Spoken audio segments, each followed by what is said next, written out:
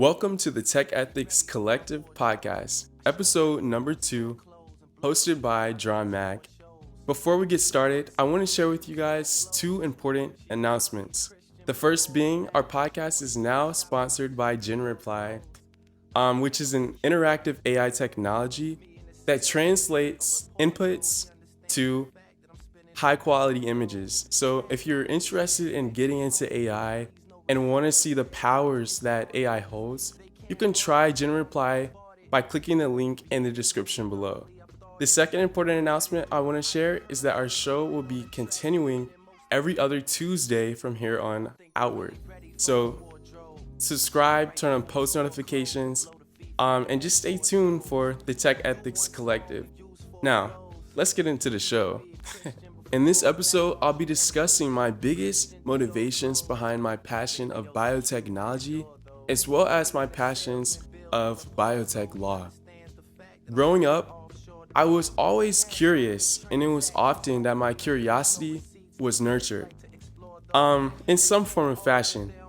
My father worked as an auto body technician, and sometimes during the summer, I would go to the shop with him, and there I would ask thousands of questions.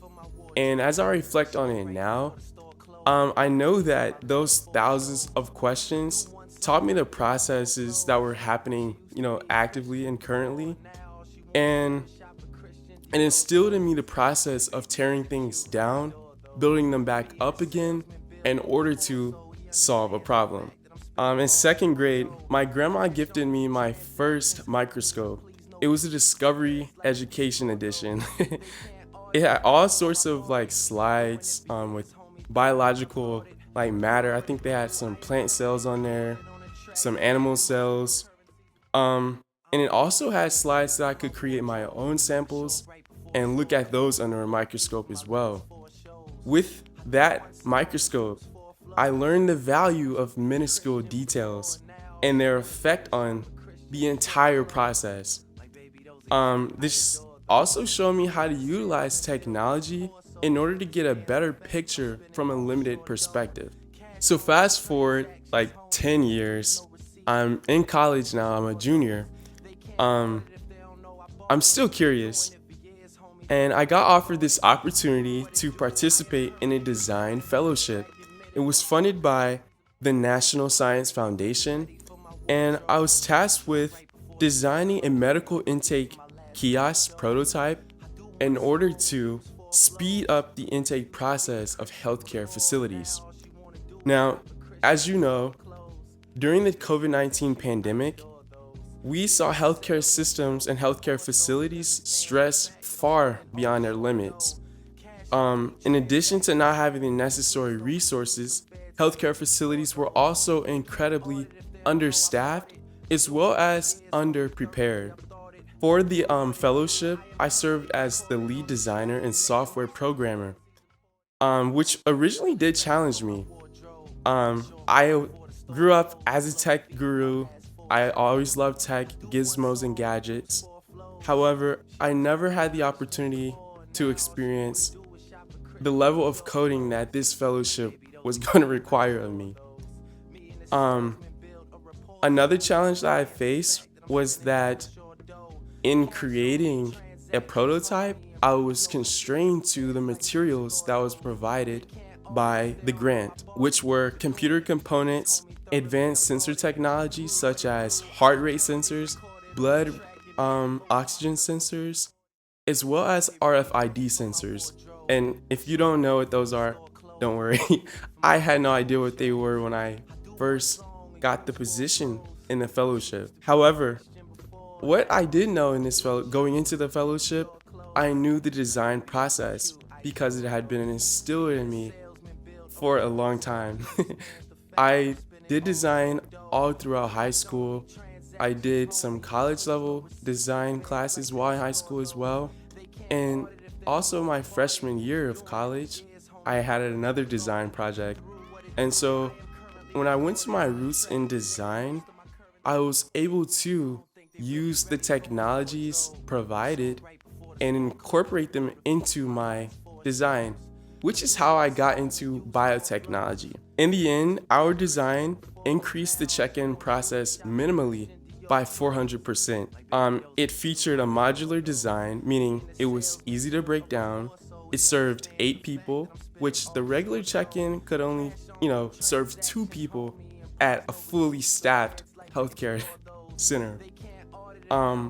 In addition to that, it was handicap accessible. It could be paired with existing secure cloud platforms, and it also featured UV lights to mitigate germ spread. And we had separable devices that could come apart from the kiosk. But from this fellowship, it heightened my awareness and passion for biotechnology, as I now have a first-hand account of how the design process helps to solve problems, helps to solve and create a tangible solution. Why did I decide to pursue law as a first generation?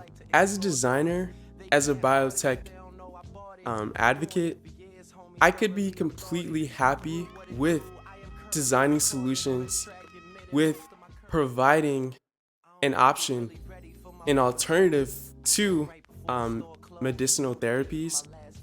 But there's only but so far those solutions and designs will go. I decided that I wanted to pursue law because historically, the laws have not always been designed to protect and serve everyone. The Black American woman has the highest infant mortality rate in the United States, yet the access to adequate care is being restricted and rolled back all across the country. So now it becomes the role of biotechnology to design technical solutions to solve this problem. That's where biotech comes into play. The same people, however, who reversed Roe v. Wade or reversed other forms of adequate care are going to be the same people who are going to fight against biotechnology. And so when you realize realities like that, you can ask yourself, how many times does the pharmaceutical industry get to make the same mistake over and over and over again before we act against them? Seemingly in every instance that the pharmaceutical industry makes a mistake, it's at the expense of innocent people and for the gain of $1 trillion industry. It makes no sense, but our laws are designed to protect them. And so getting into biotechnology and being a voice and advocating for an alternative to pharmaceuticals and traditional therapeutic medicines that have been proven time and time again to be ineffective in treating after the symptoms is something that drives me and is something that I'm passionate about. And I'm excited to make a difference in that aspect. I hope you enjoyed this episode of the Tech Ethics Collective podcast. And if you did, make sure to tune in not next Tuesday, but the one after that for the next episode where we talk to one of biotech's largest executives in the Charlotte area.